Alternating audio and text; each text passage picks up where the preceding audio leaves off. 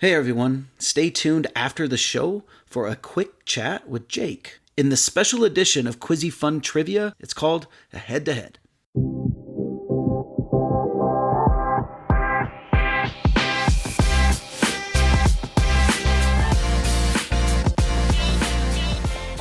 Welcome to Quizzy Fun Trivia, episode 22. I'm super excited about this episode because this is the first time we're doing a head-to-head with a live person in studio, and that is Jake Ballentine. Jake, say hello. Hello, I'm excited to be here. So Jake, tell us really quick what you do. Who are you? My name is Jake Ballentine. I've been a full-time motivational speaker and life coach for more than a decade. And more than anything, I just like living a wonderful, fun, and inspired life. Yeah, thanks for coming. I really appreciate it. Jake is awesome. He puts out a lot of awesome content, and we'll get to that. After we play Quizzy, we'll have a segment called Quizzy Chats, a quick interview with Jake, and we get to learn a little bit more about him. But here's how it works. You, the audience, is essentially playing against Jake. We still play 3 rounds of 5 questions. Every round gets a new category. If you get all of the questions correct, that's still a Quizzy. Can you beat a motivational speaker today? We'll see. Moving on to round 1. Round 1.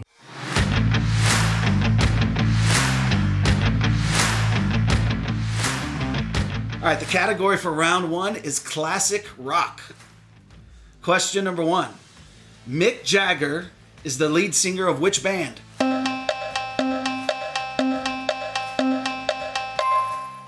The Rolling Stones. Boom. Correct. Question number 2. Which band released the album Dark Side of the Moon in 1973?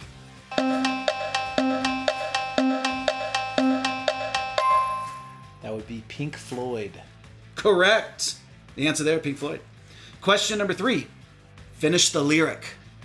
There's a lady who's sure. Let me sing it. There's a lady who's sure.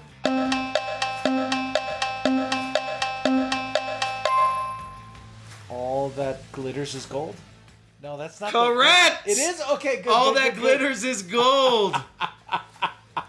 Very good. Question number 4 of classic rock. Which band released the songs Simple Man, Free Bird, and Sweet Home Alabama?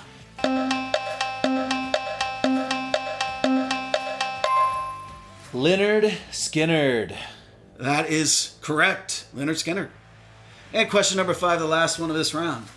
What is the name of the song by Creedence Clearwater Revival that begins, "Someone told me long ago, there's a calm before the storm"?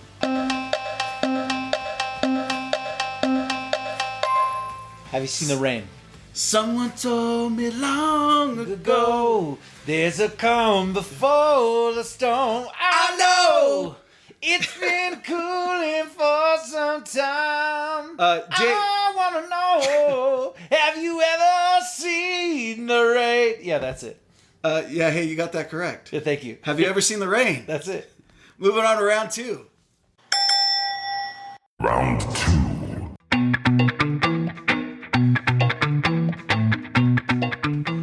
The category for round 2 is Disney. Let's do it. Let's see what we got here. Question number 1. What was Disney's first feature-length animated film?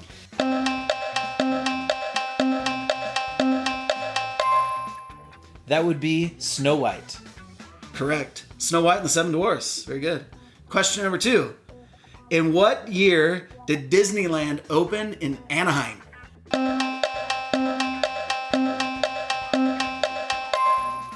$1955. That is correct. 1955. Question number 3 of Disney. In which Disney park can you visit the World Showcase?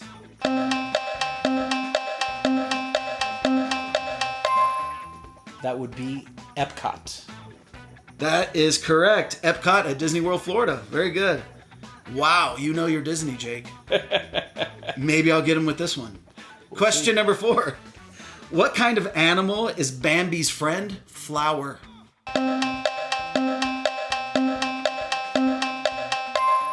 A skunk.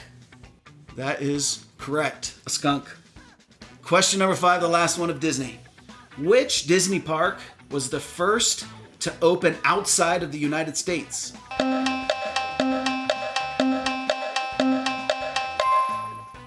Tokyo Disney. Are you freaking kidding me right now? That is correct. Tokyo Disney. Tokyo Disney Resort, 1983. Very good. Yes, yes. Moving on to round 3. Round 3.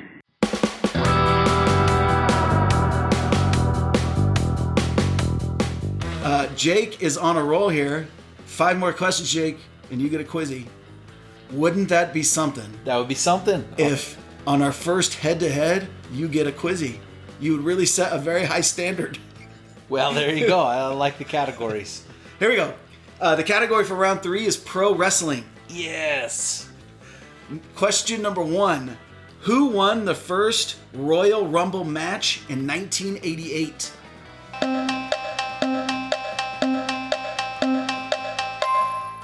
Hacksaw Jim Duggan. That is correct. Hacksaw Jim Duggan. Question number 2. Which wrestler is known as the Phenom?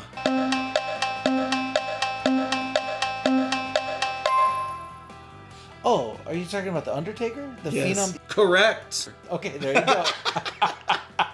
Question number 3. Which wrestler's real name is Terry Bollea?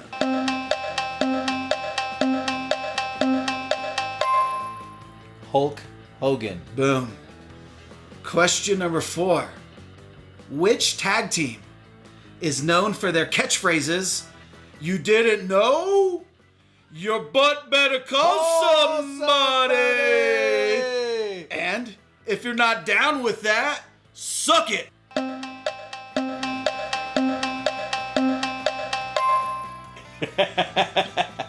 We got 2 words for you.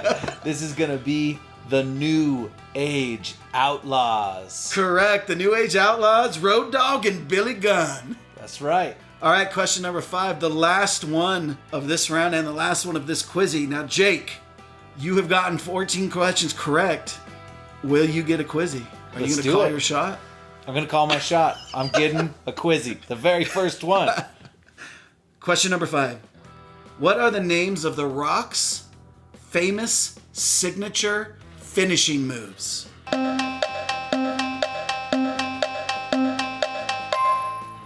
The 2 moves I believe you are referring to are the People's Elbow and the Rock Bottom.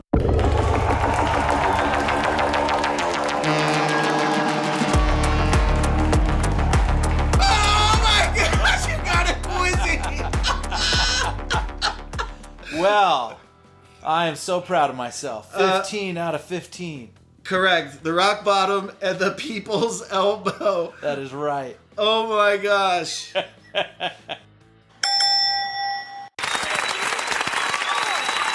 Thanks for playing, everyone. I hope you had fun. Please join us every week for new episodes. You can follow us on social media at Quizzy Fun Trivia. But please stay tuned. We're going to have a quick chat with Jake. And we're moving right into it. Here's Quizzy Chats.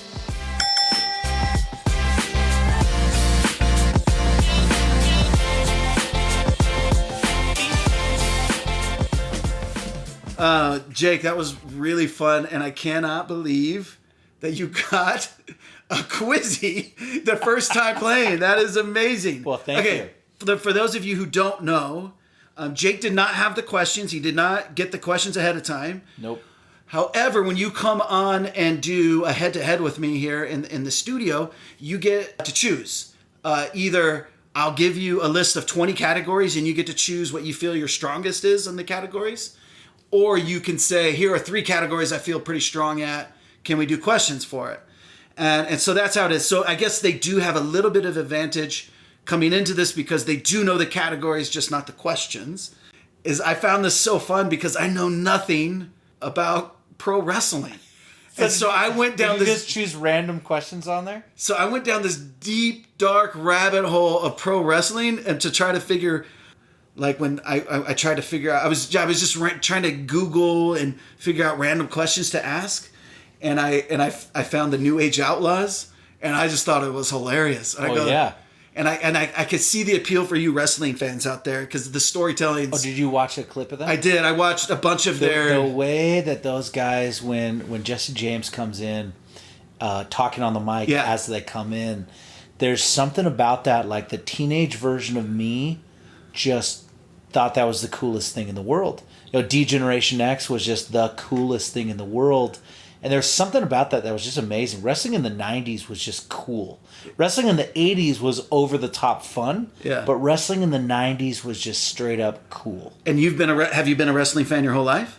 Since mid-90s. Okay. I came into it, NWO era, for those who are listening. It was NWO, Goldberg. That period of time, I was more of a WCW guy at the beginning of things, and then started to have a crossover as I started getting into Stone Cold Steve Austin, The Rock, Triple H, and really when Chris Jericho jumped ship from WCW to WWF, that's really when I made that shift over. So anyway, since the mid-90s, I've been a wrestling fan, but you say it's been around since you were a kid. I mean, wrestling's been around since the 1800s. Pro wrestling's been around since the 1800s. Oh, that's really interesting. So back in the days, this is where it came from. There was all these fights that would happen in like circuses. So you'd have the circus would go town to town, and they would have real tough men fighting. And then they went, this is great. We can make a lot of money, but man, we can't do this every night. We can't do this every night because we're hurting ourselves. And then went, well, what if we just kind of put on a show? And then they realized, wait, we can put on a show and we can do it every night and we can make more money. And that was the origin of it at the beginning, was just we can quote unquote fight more nights if we're not really hitting each other. And then it just evolved and evolved. At the beginning, it was a sideshow of a circus. Then it started evolving. And then up until the 80s, it was all these regional promotions. Then Vince McMahon in the 80s kind of bought out everyone and turned it into a global phenomenon. Because I remember growing up and people are going, it's just fake. It's fake. It's fake. Why do people watch that? I understand now. I've never been into it. Like I said, I went down this deep, dark rabbit hole. But it's just storytelling. Right. And I understand storytelling. And so it's just a really fun show. Whenever someone says to me, don't you know wrestling is fake? I say, yeah. And so is Iron Man. Yeah. Iron Man is also totally fake. It's just a different style of storytelling. Yeah, but what's funny is for those of you who don't know, I'm a teacher in a classroom of middle school students. I also teach college classes, but I teach the hero's journey. What all stories have these elements to it, and wrestling's no different. Yep. There's the protagonist, there's the antagonist. This different kind of world, the ordinary world, into this extraordinary world that they're leaving, and it's just being told in a wrestling style of thing, and it's very entertaining. I get it now. Yeah, it's really cool. And you've been to a live wrestling show with me. I didn't go to in Sacramento. You did. No, I didn't. We went to a house show at the Sacramento, whatever that's called, Golden West. I went a free ticket. You went to it. I swear you went to it. Dude, why can't I? Oh, I cannot believe I forgot about that. Now, to be fair, you might have not had the best impression of it or the storytelling element of it, because that was what's commonly referred to as a house show. Now they call them live events, but that means a non-televised show. And what that is, there's really no story element of that because it's not televised. It's just a live touring show that they really make a lot of money from. Yeah. Oh, so that makes sense because this is for fans who already know who these people are and all that kind of stuff. I get that. It's just like people want to see, they want to see them live. They want to see them there. And so wrestlers have a crazy schedule. They have 2 nights a week of television, but then they'll do 3 nights a week of these house shows that they'll hit towns in between. But anyway, so that's what... to go back to what you said a little bit earlier, Iron Man's is just... That's fictional too. That's storytelling. Yeah. I'm a sports fan and I follow football, American football real closely. I love the San Francisco 49ers, but I also love all of football because of the stories behind it. Because, these guys have a feud and it makes it so much better. Or these two teams are arch enemies and now they're fighting. And so it's really the storylines of football that I love the most and that I like to follow. I'm a fan of the 49ers, of course, and I watch the Oakland Raiders. But it's really the storylines across all of the NFL, that really make it enjoyable for me. Yeah. And because then when they're playing, there's a little bit more meaning behind it. So it's storytelling, and it's even in a live professional sport like that. Yeah, it's kind of cool. Let's go to the other categories. So you chose classic rock. Why'd you choose classic rock? Well, since I was a teenager, I've played guitar, got obsessed with rock and roll music and all sorts of music. But I spent so much time as a teenager watching VH1. Oh yeah, watching pop-up video behind the music, those kind of things. I just got so into it, and it was just an obsession for years and years. And obviously, I still love all forms of music, but there was a very long period of time where I was just completely obsessive. And it's stories behind stories behind stories. Like you had the question about Leonard Skinner, and then immediately I go like, oh well, do you want to know another piece of trivia? Yeah. And so do you know who Leonard Skinner is? That was their gym teacher. That's right. Yeah, so the guys formed a band in high school. I watched a documentary. Okay, yeah. I'm a big fan of Leonard Skinner as well. But it was their gym teacher. Yeah. And it was just kind of this name they liked, and they turned it into a band. And I think there was some kind of a joke there. Yeah, I don't think he was the most liked. Yeah, he wasn't a likable guy. I don't think this was like a let's honor our gym teacher by calling our band. I think it was mocking them.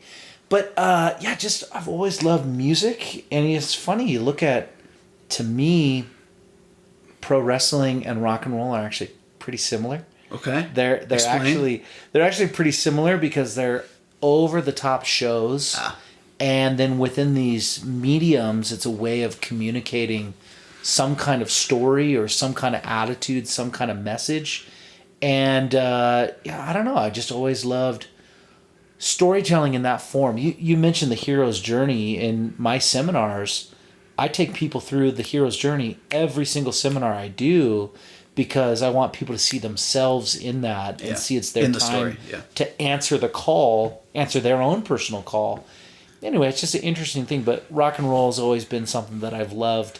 And so if you had chosen 3 random topics, I don't think I'd get a Quizzy if you chose world history or something, but you chose Disney, pro wrestling, and rock and roll. I got it. It's funny, if I was not the one writing this, there is no way I would have gotten any pro wrestling, because outside of the time I went with you several years ago to a wrestling match, and I think I sat down with you many years ago to watch a Royal Rumble. No, we watched WrestleMania. Oh, WrestleMania, sorry. WrestleMania 31. That was live. That was in from San Francisco. Levi Stadium. Yeah, Levi Stadium. And I remember you being shocked that Levi Stadium was sold out for WrestleMania. Yeah, I was like, what the? And now this year, starting the last couple of years, they do 2 nights in a football stadium. That's sold crazy. out. This past one, it was where the Eagles play. Uh-huh. And it was completely sold out, plus the floor, 2 nights in a row. It's wild. Yeah, I know it's impressive, and I know insane. that there are a lot of wrestling fans. So you're speaking their language right now. So good job, Jake. Thank you. I'm really surprised about your Disney knowledge, not just Disney films, which most people think of, but your knowledge of the parks. I thought I would throw you off for sure. Because you grew up in Southern California, so I thought, okay, he might get 1955 of the first Disney opening. But the Tokyo one, I thought, there's no way he's going to know this. The truth is that, like, the movies I know just as well as, I guess, about anyone else kind of thing. More than most. But the parks is really where I have my obsession. Okay, so I chose poorly. So the parks, I could tell you in what order they opened all the parks around the world. Okay, that's impressive. Not just like which one came first and that kind of thing. Here's a random piece of trivia. Is someone came, I forget the guy's name, but a businessman from Tokyo came to Disneyland in California and then went, oh, this is amazing. We want to do this. And he came to Walt Disney saying, we want to license this and bring it to Tokyo. And Walt Disney said no. He said, we're not interested in it. And so then he started his own park. I forget the name of it. The name of the city starts with an N, but I can't remember what it was. And it was something Dream World or Dreamland or something. And it's like a complete ripoff of Disneyland to the point to where everything that was like public domain stuff, they just did. Like they went, well, they can't take a castle. We can make a castle. So they put a castle in the middle of the park. They went, they can't own the Matterhorn. That's a mountain. So they put a Matterhorn with a ride in it. Then they're like, well, they don't own pirates. So they made a pirate ride. It is as much of a replica as they legally could do it. And then in 1983, when they decided to open Tokyo Disney, that park went out of business pretty soon afterwards. It's just a bunch of apartments now. Huh. You do know your Disney. That's pretty impressive. Okay, so tell us a little bit about yourself.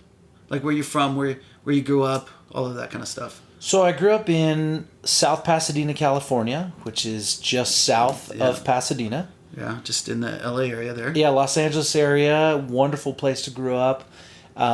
Absolutely loved it there. Love the Los Angeles area. Today I live in Utah, a block away from where we are right now. Yeah. And, I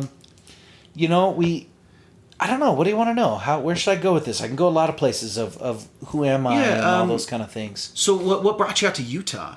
So we're both from California, me from Northern, and I moved to Utah 6 years ago to the Salt Lake area. We both now live here. I love it. I'm a snowboarder. This is some of the best snow on the planet. Love it.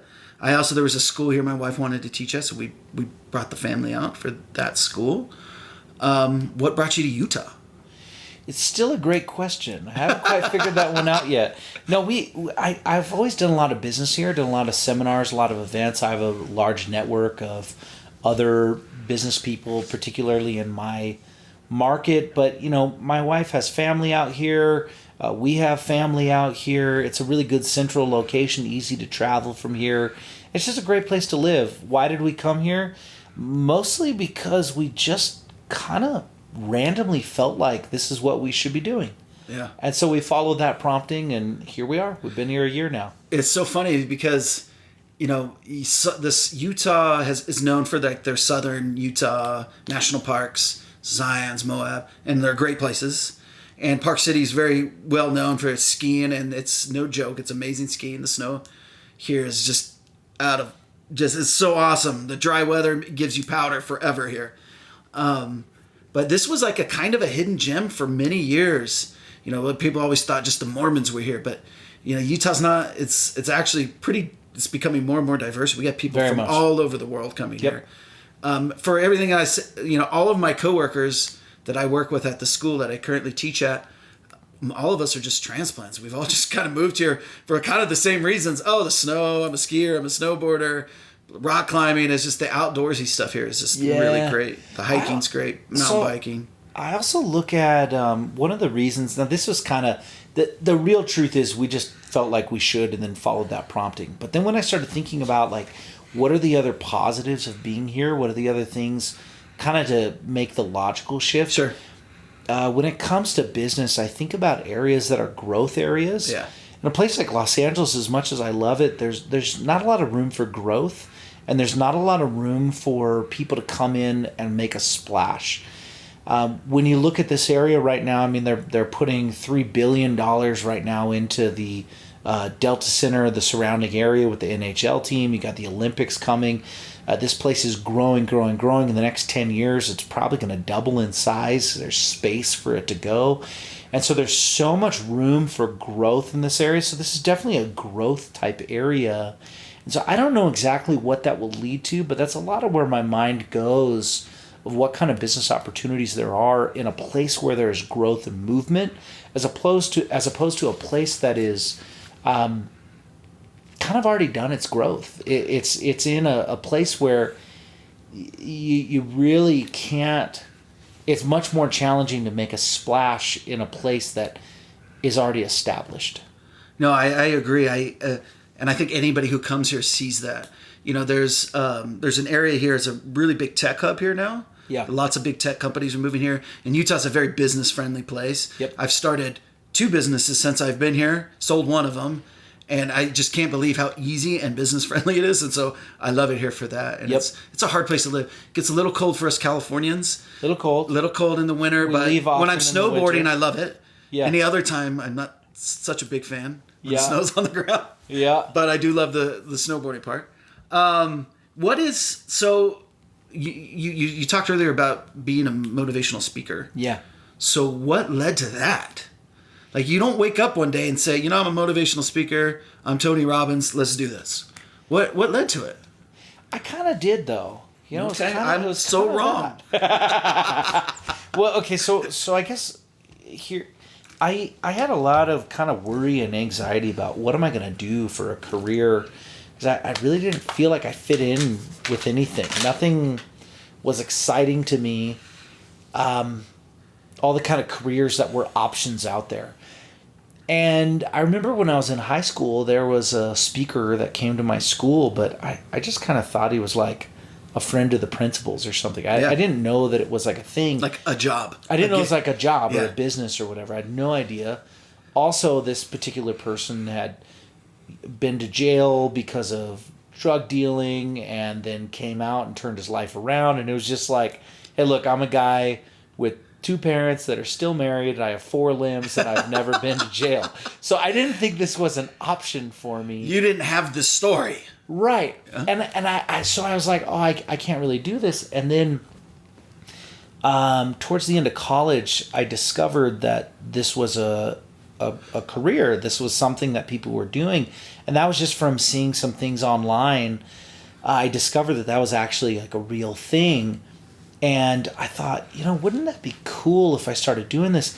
And I always thought, but I don't really have like a story. I don't really have this thing.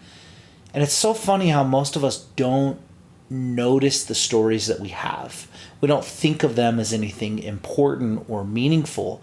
Then I started thinking about it. I was like, well, I'm a diagnosed dyslexic person. Okay. I was in special education growing up. I barely graduated from high school.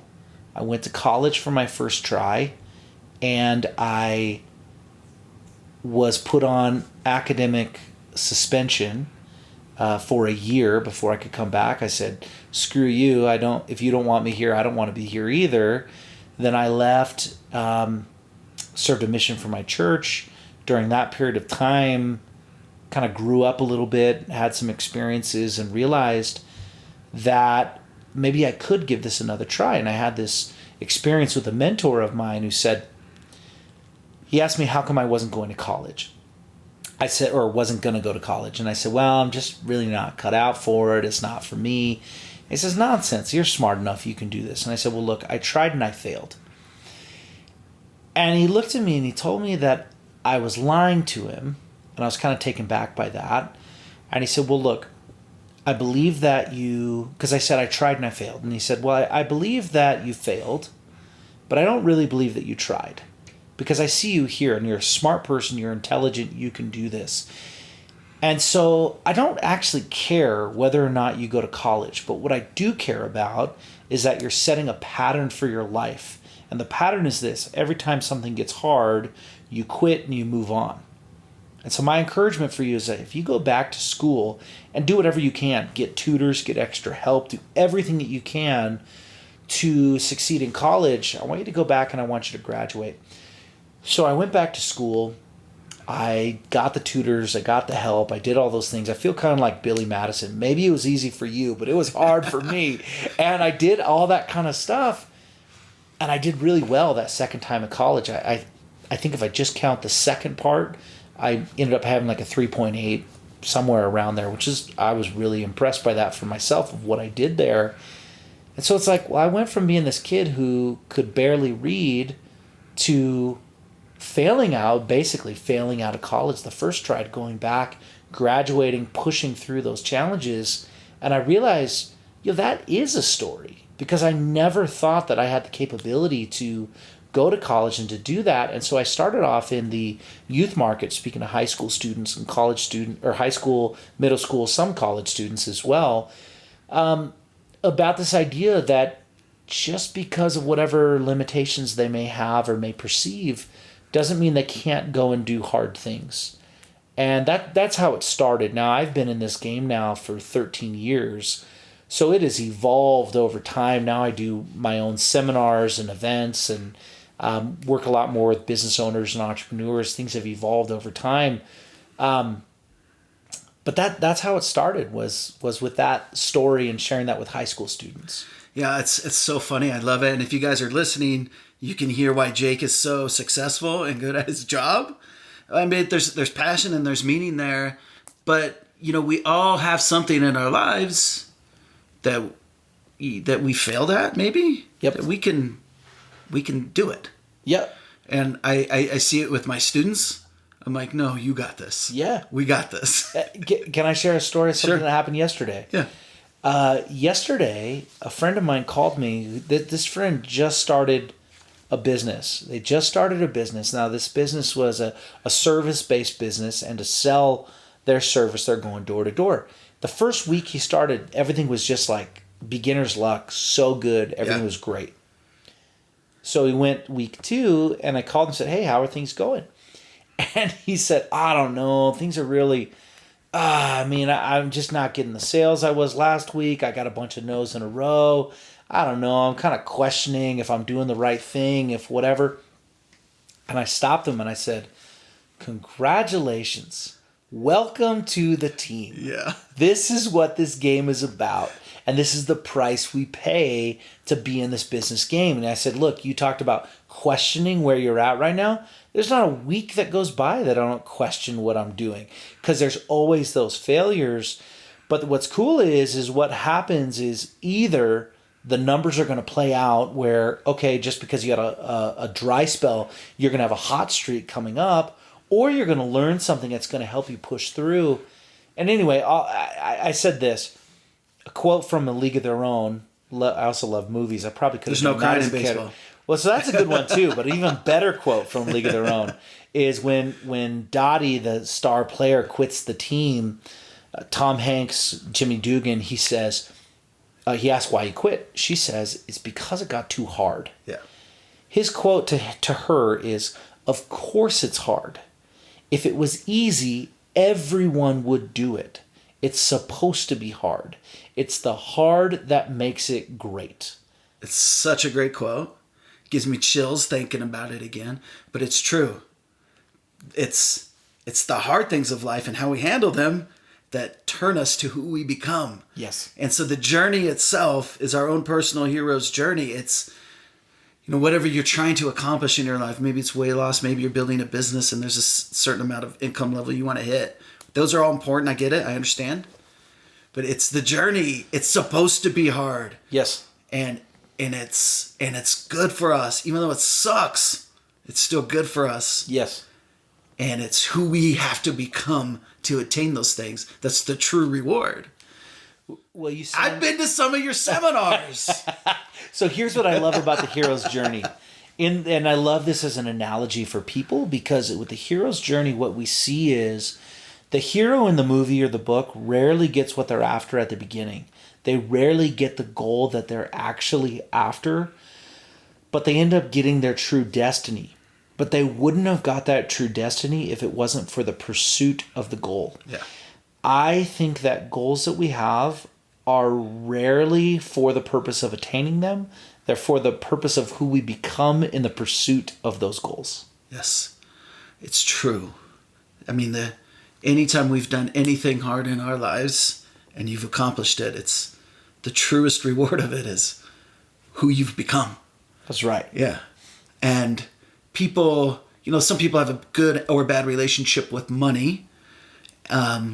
But it's ultimately, the money is just a natural consequence of that kind of the financial strive and drive that you go there. And money is just part of that. But the true reward is, who am I now? Yep. Am I better? Yep. And you are. It's really cool. And I did not know that this theme was going to be a hero's journey theme today, but it's cool. I'm about to teach this in 2 days. So okay, cool. That was fresh on my mind. So Jake, like with your profession, what for you is the most rewarding part about what you do? Because I mean, I've if you guys haven't picked this up yet, I've known Jake for several years and I've watched his career from when you were playing, like trying to get gigs in your local rec center to being highly sought after in schools, and you were traveling like, you were gone all week, every week for just so much travel. Let's just say that. It was. And you were doing all of these shows. You were highly sought after. To now, you're the mentor. You are putting on these seminars, and you're helping people along the way. What's the most rewarding part for you? I think the most rewarding part is when I get to see the walls come down with people. Because what I used to do was a 1-hour keynote presentation. Right. Now I work with people. Typically, it's over minimum of 3 months, sometimes up to 12 months. But then also we do these seminars that are multi-days. I think the most rewarding thing is when people let their walls down and actually open up to what's really going on. And when they open up to what's really going on, now they can discover the real answers that are going to help them move forward. I love that. I remember you telling me this story, I don't know, a couple of years ago, about a woman that was part of one of your seminars where you, I can't remember the name, but you were, it was a group that you met with often for a while. Mm-hmm. And she discovered in the pursuit of all of this that she was trying to be a speaker like you had been. And she discovered, no, this is not what I'm supposed to be doing. This is not it. I don't know if you remember who I'm talking about. Yeah. I don't remember. You never told me her name. But anyways, and you said she figured out what she wanted to do, but you said I would have made a lot more money had she stayed in the program and became a speaker or whatever. Well, I could have convinced her. Yeah. No. But you said you really want to do. But you said, no, this is not for you. And she found like her calling in all of this, right? Yeah. And is doing something that's very happy. I just thought that was really cool to watch that you help them in all of these different ways in their lives, and they're figuring out, oh, hey, this is the path, and you guided her to there. Yeah. Yeah. It would have helped you financially the other way. For sure. It's much more financially beneficial to try to make people dependent on you. Okay. But I don't believe in doing that. I believe that when I serve people, help people, and help them be independent, and help them be empowered, it's great because referrals come, those kind of things. It all works out. But I look at this and say, when it comes to any kind of success, I work with a lot of entrepreneurs. I think that business is just a game that we play to help us have personal growth. And sometimes that looks different ways, that goes different directions. And so for me, it's when I see the personal growth, when I see those aha moments, when people go, like I just did a seminar up in Park City, a small group retreat. We had 23 people up there, and we do all sorts of crazy things. In fact, with the Hero's Journey, there's another book called Magician, Warrior, Lover, King. And this is a book, I forget the name of the author, but the book is based on some of the work of Carl Jung and focusing on archetypes and how we have all these archetypes inside of us. And we tap into these different archetypes because if I address a problem as a warrior compared to as a lover, I'm going to have a very different answer as to what I can do. So we tap into all these different pieces of us. We even talk about the jester and the superhero, and we've made all these different types of archetypes. But I remember being in there, and they're stepping into this archetype of the king or the sovereign inside of their life, and we even had these paper crowns that they were all wearing. But I remember having this group of adults that I'd just taken through this guided meditation and this experience, and they're wearing these silly paper crowns, and half of them are crying and having this like deep emotional experience. And I'm looking around just going like, how funny is it that I got a group of adults to put on these paper crowns and pretend to be all these different things. Part of it earlier was pretending to be superheroes, pretending. And anyway, the point of it is to tap into different pieces of ourselves. And when we do that through this one experience, there's this one gentleman who, this part of him was awakened. And it was actually when we got into the warrior part of him. He'd kind of taken a step back and everything was like, just kind of go in the safe place. And since that event, when he stepped into the warrior, his life in every category, his business, his relationship, everything in his life has just taken off and skyrocketed because he allowed himself to be silly and playful, in which we were able to tap into a piece of him that had been dormant for decades. This is an older gentleman, and he awakened that part of him. And I had a conversation with him just last week where he talked about that and about how his life has been so different since then, just over the last 2 months. Those are the moments that are the most rewarding. I love that so much because it's this personal journey, like who we have to become. Yes. And for that. So I know you started out as a speaker, you're a motivational speaker. You have seminars, you do all of this kind of stuff for people. And you have this close group of people that you work with, and you do these events with them and mentor them in those ways. What kinds of people come to you? Are they only people who are speakers? Or what kind of people come to you that you mentor? So when it comes to the mentorship, most of the people that I work with are people that have a message that want to turn that message into some kind of business. Okay. Whether it's as a speaker or a coach, anything like that. However, in today's version of my business, we're opening up to a lot more general public events that are really about climbing your own personal mountain.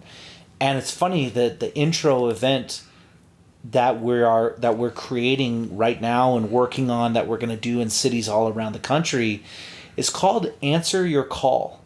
And it's based on the hero's journey. And we didn't talk about this before. We did not talk. This was not planned. That's why this is something that I have that's what this event is called. It's called Answer Your Call, because everyone has this little thing inside of them that says, I want more, I want to do more, I want to achieve more. I think there's more out there. That's the call to greatness. And for those who don't know the hero's journey, that's where it starts. For all of them, there is a call.